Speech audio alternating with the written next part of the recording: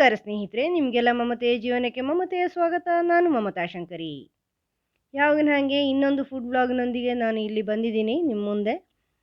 ನಾನು ಮೊದಲೇ ಹೇಳ್ದಂಗೆ ನನ್ನ ಚಾನೆಲ್ಲು ಫುಡ್ ವ್ಲಾಗಿಂಗ್ ಚಾನಲ್ಲು, ಅಂದರೆ ವ್ಲಾಗಿಂಗ್ ಚಾನಲ್ಲು, ಅದರಲ್ಲೂ food vlogging channel, cooking channel ಅಲ್ಲ. ಆದ್ದರಿಂದ ಕುಕ್ಕಿಂಗ್ ಚಾನಲಲ್ಲಿ ಇರೋ ರೀತಿ ನನ್ನ ಚಾನಲಲ್ಲಿ ಅಂದರೆ ವಿವರಣೆಗಳು ಇರಲ್ಲ, ಒಂಥರ ಬೇರೆ ರೀತಿ ಇರುತ್ತೆ. ಎಲ್ಲ ಎಕ್ಸ್ಟ್ರಾ ವಿವರಗಳು, ಎಕ್ಸ್ಟ್ರಾ ಮಾತುಗಳು ಇರುತ್ತೆ.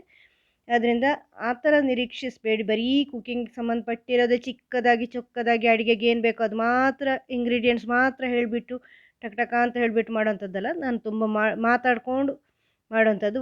ವ್ಲಾಗಲ್ಲಿ ಹೇಗೆ ನಾವು ಎಲ್ಲ ಮಾತಾಡ್ತೀವಿ ಅದೇ ಥರ ಮಾತಾಡ್ತೀನಿ. ಜೊತೆಯಲ್ಲಿ ಅದರಲ್ಲಿಯೂ ಫುಡ್ಡಿನ ಬಗ್ಗೆನೇ ಇರುತ್ತೆ. ಇದು ಫುಡ್ಡು ಚಾನಲ್ ಆಗಿರೋದ್ರಿಂದ. ಆದ್ದರಿಂದ ನನಗೆ ಯಾಕೆ ನಾನು ಈ ಮಾತು ಹೇಳ್ತೀನಿ ಅಂದರೆ, ಎಲ್ಲರೂ ಅದೇ ಕಮೆಂಟ್ ಮಾಡ್ತೀರಾ. ನಾನು ಪ್ರತಿ ವೀಡಿಯೋಗಳಲ್ಲೂ ಹೇಳ್ತೀನಿ. ಪ್ರತಿ ವೀಡಿಯೋಗಳಲ್ಲಿ ಹೇಳಿದ್ರೂ ನಿಮಗೆ ಬೋರ್ ಅನಿಸುತ್ತೆ. ಇದು ಫುಡ್ ವ್ಲಾಗಿಂಗ್ ಚಾನಲು. ವ್ಯತ್ಯಾಸ ಇದೆ ಕುಕ್ಕಿಂಗ್ ಚಾನಲ್ಗೂ ಫುಡ್ ವ್ಲಾಗಿಂಗ್ ಚಾನಲ್ಗೂ. ಅದಕ್ಕೋಸ್ಕರ ತುಂಬ ಜನ ಕಮೆಂಟ್ ಮಾಡ್ತಿದ್ದಾರೆ, ಅದಕ್ಕೋಸ್ಕರ ಹೇಳಿದೆ. ಸರಿ, ಇವತ್ತಿನ ಫುಡ್ ವ್ಲಾಗಲ್ಲಿ ನಾನೊಂದು ಎಣ್ಣೆ ತಿಂಡಿ ತೋರಿಸ್ತಾ ಇದ್ದೀನಿ ಸ್ನೇಹಿತರೆ. ನಾನಿದು ಸಾಯಂಕಾಲ ನಮ್ಮ ಮನೇಲಿ ತಿಂಡಿಗೆ ಸಾಯಂಕಾಲ ತಿಂಡಿಗೆ ಮಾಡಿರೋದು.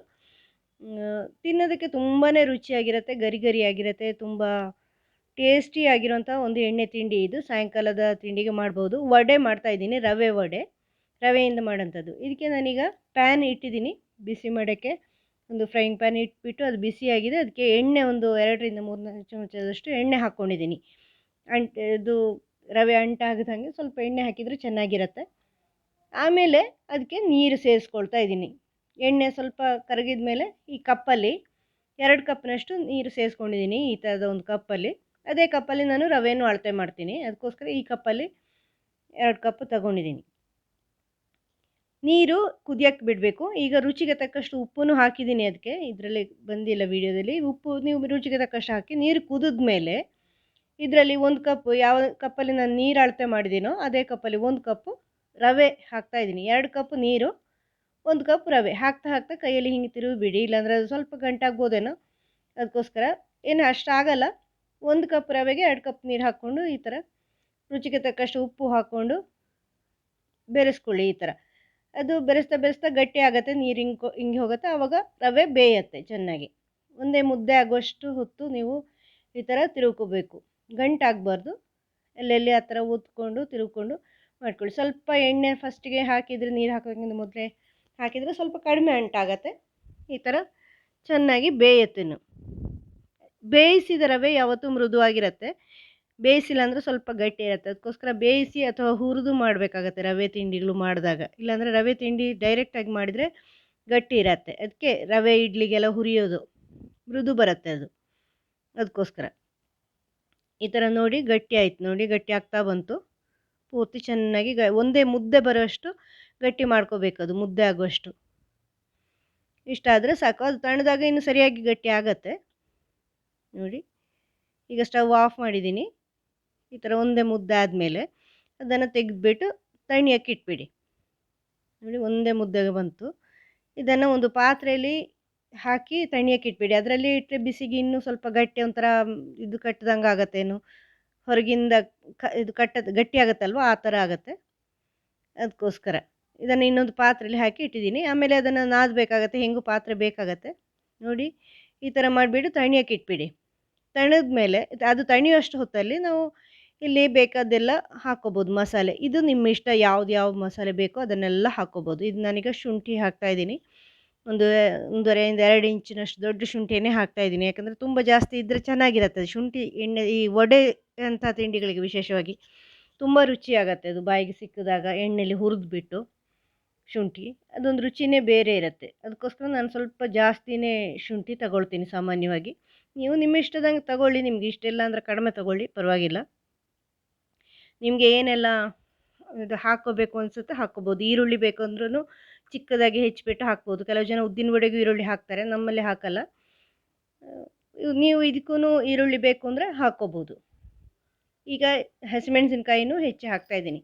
ಅದನ್ನು ಅಷ್ಟೇ, ನಿಮಗೆ ಖಾರ ಬೇಕಾದ ಹಾಗೆ ಎಷ್ಟು ಖಾರ ಬೇಕೋ ಅದಷ್ಟು ಹಸಿಮೆಣಸಿನ್ಕಾಯಿ ಹಾಕ್ಕೋಬೋದು. ಚಿಕ್ಕದಾಗಿ ಅಂದರೆ ಹೆಚ್ಚಿಬಿಟ್ಟು ಬಾಯಿಗೆ ಸ್ವಲ್ಪ ಕಡಿಮೆ ಸಿಗೋ ಥರ, ಪರಿಮಳಕ್ಕೆ ಬರೋ ಥರ. ನಾನು ಒಂದೇ ಹಾಕ್ತಾಯಿದ್ದೀನಿ. ನಿಮಗೆ ಜಾಸ್ತಿ ಖಾರ ಬೇಕು ಅಂದರೆ ಹೆಚ್ಚು ಹಾಕ್ಕೊಳ್ಳಿ. ಅಥವಾ ಇದು ಚಿಲ್ಲಿ ಫ್ಲೇಕ್ಸ್ ಇದ್ದರೆ ಅದನ್ನು ಹಾಕ್ಕೋಬೋದು. ಕೆಲವು ಜನ ಅದು ಹಾಕ್ಕೋತಾರೆ. ಅಂದರೆ ನಮ್ಮ ಇಷ್ಟ, ಈ ಮಸಾಲೆಗಳೆಲ್ಲ ನಮ್ಮ ಇಷ್ಟದಂಗೆ ಹಾಕ್ಕೊಳ್ಳೋದು. ನಿಮ್ಮ ಟೇಸ್ಟ್ ಹೆಂಗಿರುತ್ತೋ ಅದ್ರ ಮೇಲೆ. ಸಾಮಾನ್ಯವಾಗಿ ನಾನು ಈ ಥರ ಹಾಕ್ಕೊಳ್ತಾ ಇದ್ದೀನಿ. ಅದಾದಮೇಲೆ ಸ್ವಲ್ಪ ಕರಿಬೇವನ್ನು ಕೂಡ ಹಾಕ್ಕೊಳ್ತಾ ಇದ್ದೀನಿ. ದಿನ ಸಾಯಂಕಾಲ ತಿಂಡಿಗೆ ಏನಾದರೂ ಒಂದು ಮಾಡಬೇಕಲ್ವಾ, ಇಲ್ಲಾಂದರೆ ಬೋರ್ ಆಗುತ್ತೆ, ಏನಾದರೂ ತಿನ್ನಕ್ಕೆ ಬೇಕು ಅನಿಸುತ್ತೆ. ಯಾವಾಗಲೂ ಮಾಡಿಲ್ಲ ಅಂದ್ರೂ ಸಾಮಾನ್ಯ ವಾರದಲ್ಲಿ 2-3 ದಿನ ಮಾಡಬೇಕಾಗತ್ತೆ. ಆವಾಗ ಇದು ತುಂಬ ಸುಲಭ. ನಿಮಗೆ ಮನೇಲಿ ಸಡನ್ ಏನಾದ್ರು ಮಾಡಬೇಕು ಅಂತ ಅನಿಸಿದ್ರೆ ರವೆ ತಂದಿದ್ದು ಸಾಮಾನ್ಯವಾಗಿ ಇರುತ್ತೆ. ಇದು ಬಾಂಬೆ ರವೆ ಹಾಕಿರೋದು ನಾನು, ಉಪ್ಪಿಟ್ಟು ರವೆ, ದೊಡ್ಡ ರವೆ ಅಥವಾ ಚಿರೋಟಿ ರವೆ ಅಲ್ಲ, ಬಾಂಬೆ ರವೆ ಹಾಕಿರೋದು. ಉಪ್ಪಿಟ್ಟು ಮಾಡ್ತೀವಲ್ವ ಅದು. ಅದು ಸಾಮಾನ್ಯವಾಗಿ ಉಪ್ಪಿಟ್ಟಿಗೆ ತಂದು ಇಟ್ಟಿರ್ತೀವಲ್ವ, ಅದನ್ನು ನೀವು ಈ ಥರ ಮಾಡ್ಕೋಬೋದು. ಅಥವಾ ಉಪ್ಪಿಟ್ಟು ಮಾಡಿದ್ದು ಉಳಿದಿದ್ದಿರತ್ತಲ್ವ ಮನೇಲಿ, ಬೆಳಗ್ಗೆ ನಾವು ತಿಂಡಿಗೆ ಉಪ್ಪಿಟ್ಟು ಮಾಡಿರ್ತೀವಿ, ಅದೆಲ್ಲಾದರೂ ಉಳಿದ್ರೆ ಆವಾಗ ಅದನ್ನೂ ಉಪಯೋಗಿಸ್ಬೋದು, ಅದೇ ಉಪ್ಪಿಟ್ಟನ್ನೇ ಡೈರೆಕ್ಟಾಗಿ. ಫಸ್ಟು ಈಗ ಅದು ಹೆಚ್ಚಿ ಆಯಿತು ಕರಿಬೇವೆಲ್ಲ. ಈಗ ಫಸ್ಟ್ ಇದನ್ನು ನಾದ್ಕೊಳ್ತಾ ಇದ್ದೀನಿ ನಾನು ಒಂದು ಸರಿ. ಅಲ್ಲಿ ನಾನು ತಣಿಯಕ್ಕೆ ಇಟ್ಟಿದ್ದಲ್ವ, ತಣಿದಿದೆ ಈಗ. ಚೆನ್ನಾಗಿ ಅದನ್ನು ಒಂದು ಸರಿ ಹುಡಿ ಮಾಡ್ಕೊಳ್ತಾ ಇದ್ದೀನಿ, ಅಲ್ಲಿ ಇಲ್ಲಿ ಗಟ್ಟಿಯಾಗಿ ಇರೋದನ್ನು. ಒಂದು ಸರಿ ಫಸ್ಟಿಗೆ ಬರೀ ಇದನ್ನು ರವೆ ಬೇಯಿಸಿರೋದನ್ನೇ ಹುಡಿ ಮಾಡ್ಕೊಳ್ತಾ ಇದ್ದೀನಿ. ಆಮೇಲೆ ಈ ಮಸಾಲೆಗಳನ್ನೆಲ್ಲ ಸೇರಿಸ್ಕೊಳ್ತೀನಿ. ನೋಡಿ, ಆ ಗಟ್ಟಿ ಗಟ್ಟಿ ಇರೋದೆಲ್ಲ ಒಂದೇ ಮುದ್ದೆ ಆಗೋಕ್ಕೆ ಆ ಥರ ಮಾಡ್ಕೊಳ್ಳೋದು. ಆವಾಗ ಚಪಾತಿ ಹಿಟ್ಟಿನ ಥರ ಆಗತ್ತೆ ಅದು, ಚೆನ್ನಾಗಿ ನಾದಿದ್ರೆ. ಒತ್ತಿ ಒತ್ತಿ ನಾದ್ಕೊಂಡ್ರೆ ಹುಡಿ ಆಗತ್ತೆ. ನೋಡಿ, ಈಗ ಹಸಿಮೆಣಸಿನ್ಕಾಯಿ, ಶುಂಠಿ, ಕರಿಬೇವು ಎಲ್ಲ ಹಾಕ್ತಾಯಿದ್ದೀನಿ. ಯಾರಾದರೂ ಗೆಸ್ಟ್ಗಳು ಬಂದರೆ ಸಡನ್ ಏನಾದ್ರು ಮಾಡಬೇಕು ಅಂದರೆ ಆವಾಗಲೂ ಮಾಡ್ಕೋಬೋದು ನೀವು ಇದನ್ನು, ಬೇಗ ಆಗುತ್ತೆ. ನೋಡಿ, ಸಜ್ಜಿಗೆ ಬೇಯಿಸೋದು ಮಾತ್ರ, ರವೆ ಬೇಯಿಸೋದಷ್ಟೇ ಕೆಲಸ, ಅದು ಬೇಯೋದು ಹೆಚ್ಚೊತ್ತು ಆಗಲ್ಲ. ಅದು ತಣಿಯೋಷ್ಟೊತ್ತಲ್ಲಿ ಈ ಮಸಾಲೆ ನಮಗೆ ಹೆಚ್ಚಾಗತ್ತೆ, ತಣಿಯೋದು ಹೆಚ್ಚು ಹೊತ್ತಿರಲ್ಲ.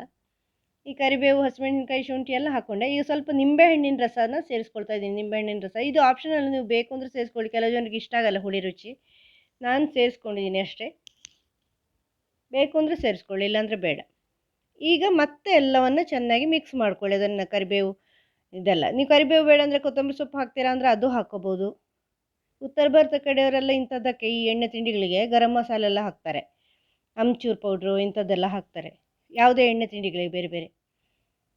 ನಾನು ಸಾಮಾನ್ಯವಾಗಿ ಈ ಥರ ನಮ್ಮೂರ ಥರನೇ ಮಾಡ್ತೀನಿ. ನಮ್ಮೂರನ್ನ ಅದರಷ್ಟು ಚೆನ್ನಾಗಿ ನಾದಿ ಉಂಡೆ ಮಾಡೋಕ್ಕೆ ಬರಬೇಕು ಇದು, ಆ ಥರ ನಾದ್ಕೊಳ್ಳಿ. ಈಗ ಕೈಗೆ ಸ್ವಲ್ಪ ಎಣ್ಣೆ ಹಚ್ಕೊಂಡು ವಡೆ ಮಾಡ್ಕೊಳ್ಳಿ. ಫಸ್ಟ್ ಅದನ್ನು ರೌಂಡ್ ಮಾಡ್ಕೊಳ್ಳಿ. ಸ್ವಲ್ಪ ಹಿಟ್ಟು ತಗೊಂಡು ಅದನ್ನು ಚಪ್ಪಟೆ ಮಾಡಿಬಿಟ್ಟು ಕೈಯಲ್ಲಿ ಒಂದು ತೂತು ಮಾಡ್ಕೊಳ್ಳಿ ಮಧ್ಯದಲ್ಲಿ, ವಡೆ ಶೇಪ್ಗೆ ಈ ಥರ ಬರುತ್ತೆ. ಸ್ವಲ್ಪ ದಪ್ಪಕ್ಕೆ ಮಾಡ್ಕೊಳ್ಳಿ. ಇದು ಸ್ವಲ್ಪ ಹೆಚ್ಚು ಹಿಟ್ಟು ತಗೊಂಡು, ತುಂಬ ಕಡಿಮೆ ಹಿಟ್ಟು ತಗೋಬೇಡಿ. ನಾವು ಉದ್ದಿನ ವಡೆ ಹೆಂಗಿರುತ್ತೆ ಆ ಥರ ಮಾಡ್ಕೋಬೇಕು. ಈ ಥರ ನೋಡಿ, ಈ ಥರ ಮಾಡಿಕೊಂಡ್ರೆ ಇದು ಚೆನ್ನಾಗಿರುತ್ತೆ, ಗರಿ ಗರಿ ಗರಿಯಾಗಿ ಬರುತ್ತೆ, ತುಂಬ ರುಚಿಯಾಗಿರುತ್ತೆ.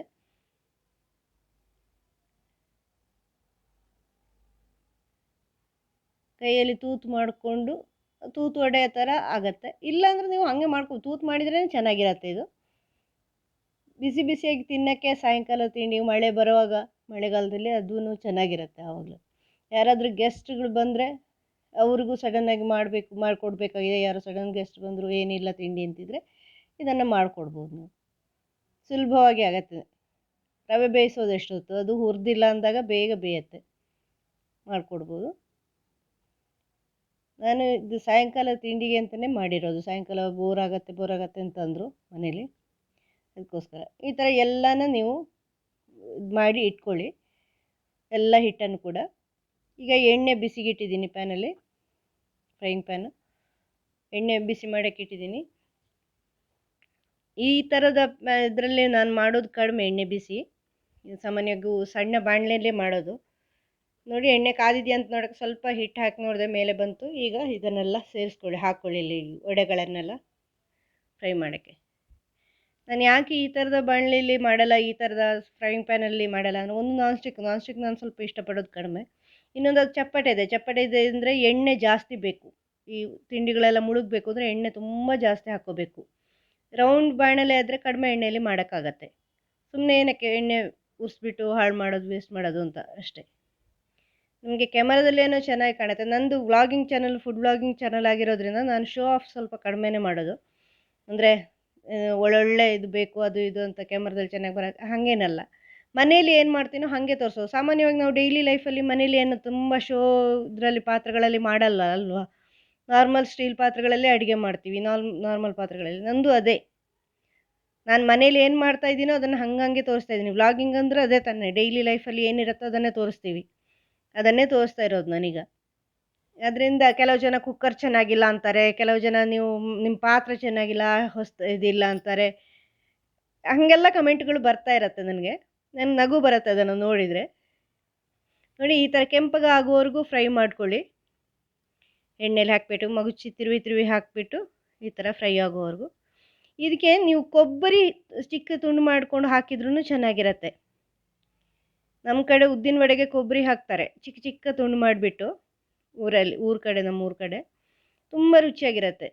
ಇನ್ನೊಂದು ಸರಿ ಯಾವಾಗಾದ್ರು ಉದ್ದಿನ ವಡೆ ಮಾಡಿದಾಗ ತೋರಿಸ್ತೀನಿ ನಾನು. ನೋಡಿ ಈ ಥರ ತೆಗೆದುಕೊಳ್ಳಿ, ಕೆಂಪಾಗೋವರೆಗೂ ಮಾಡಿದರೆ ತುಂಬಾ ಗರಿ ಗರಿಯಾಗಿರುತ್ತೆ. ನೋಡಿ ಎಷ್ಟು ಚೆನ್ನಾಗಿ ಬಂದಿದೆ, ನಿಮ್ಗೆ ಗೊತ್ತಾಗುತ್ತೆ ಅನಿಸುತ್ತೆ ಕ್ಯಾಮ್ರಾದಲ್ಲಿ. ನೋಡಿ ಗರಿ ಗರಿಯಾಗಿ ಬಂದಿದೆ ಇದು, ತುಂಬ ರುಚಿಯಾಗಿರುತ್ತೆ. ಈಗ ಮತ್ತೆ ಉಳಿದಿರೋ ವಡೆಗಳನ್ನೆಲ್ಲ ಹಾಕ್ಕೊಳ್ಳಿ. ಎಣ್ಣೆ ಮೀಡಿಯಮ್ ಫ್ಲೇಮಲ್ಲೇ ಮಾಡ್ಕೊಳ್ಳಿ, ತುಂಬ ಹೈ ಫ್ಲೇಮಲ್ಲಿ ಮಾಡಬೇಡಿ. ಹೈ ಫ್ಲೇಮಲ್ಲಿ ಮಾಡಿದರೆ ಕರಟಿದಂಗೆ ಆಗುತ್ತೆ, ಒಳಗೆ ಬೇಯಲ್ಲ. ಅಂದರೆ ಬೇಯೋದು ಅಂದರೆ ಬೆಂದಿರುತ್ತೆ, ಆದರೂ ರುಚಿ ಆಗಲ್ಲ, ಅದು ಒಂಥರ ಕಹಿ ರುಚಿ ಬರುತ್ತೆ. ಹೈ ಫ್ಲೇಮ್ ಮಾಡೋಕ್ಕೆ ಹೋಗಬೇಡಿ. ಕೆಂಪಗಾಗೋವರೆಗೂ ಈ ಥರ ಮಾಡ್ಕೊಳ್ಳಿ. ಅದು ಸದ್ದು ನಿಂತಾಗ ಕೆಂಪಗಾಗತ್ತೆ, ರುಚಿಯಾಗಿರುತ್ತೆ. ನೋಡಿ ಎಷ್ಟು ಮೃದುವಾಗಿ ಬಂದಿದೆ, ನೋಡಿ ಗರಿ ಗರಿ ಇದೆ, ಒಳಗಡೆ ಮೆತ್ತಗಿದೆ ಅದು ರವೆ. ಉದ್ದಿನ ವಡೆ ಥರನೇ ಆಗುತ್ತೆ ಇದೂ, ತುಂಬಾ ರುಚಿಯಾಗಿ ಬರುತ್ತೆ. ನೀವು ಖಂಡಿತ ಇಷ್ಟಪಡ್ತೀರಾ. ನಿಮ್ಮ ಮನೇಲಿ ಮಕ್ಕಳಂತೂ ಖಂಡಿತ ಇಷ್ಟಪಡ್ತಾರೆ, ಅವರು ಬಿಡೋದೇ ಇಲ್ಲ. ನೀವು ಮಾಡಿದರೆ ತಿಂದ್ಕೊಂಡಿರ್ತಾರೆ ಹೊಟ್ಟೆ ತುಂಬ. ಅದುವೇ ನೀವು ಒಂದು ಸರಿ ಮಾಡಿ ನೋಡಿ ಮನೇಲಿ. ಬರೀ ರವೆ ಅಷ್ಟೇ ಇದು, ಬೇರೆ ಏನೂ ಹಾಕಿಲ್ಲ, ಬರೀ ರವೆ ಮತ್ತು ಇದು ಮಸಾಲೆಗಳು ಅಂದರೆ ರುಚಿಗೆ. ಉಪ್ಪು ಹಾಕಿ ರವೆ ಬೇಯಿಸೋದು, ಸ್ವಲ್ಪ ಇದು ಕೊತ್ತಂಬರಿ ಸೊಪ್ಪು, ಹಸಿಮೆಣಸಿನ್ಕಾಯಿ ಇದೆಲ್ಲ ಹಾಕ್ಕೊಳ್ಳೋದು.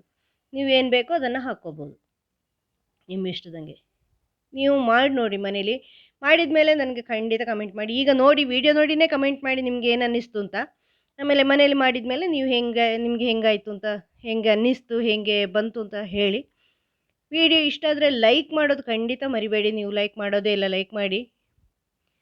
ಆಮೇಲೆ ಶೇರ್ ಮಾಡಿ ನಿಮ್ಮ ಫ್ರೆಂಡ್ಸ್ಗಳಿಗೆ, ಫ್ಯಾಮಿಲಿಗಳಿಗೆಲ್ಲ. ಈ ಥರ ಒಂದು ಹೊಸ ಅಡುಗೆ ಕಲಿಬಹುದು.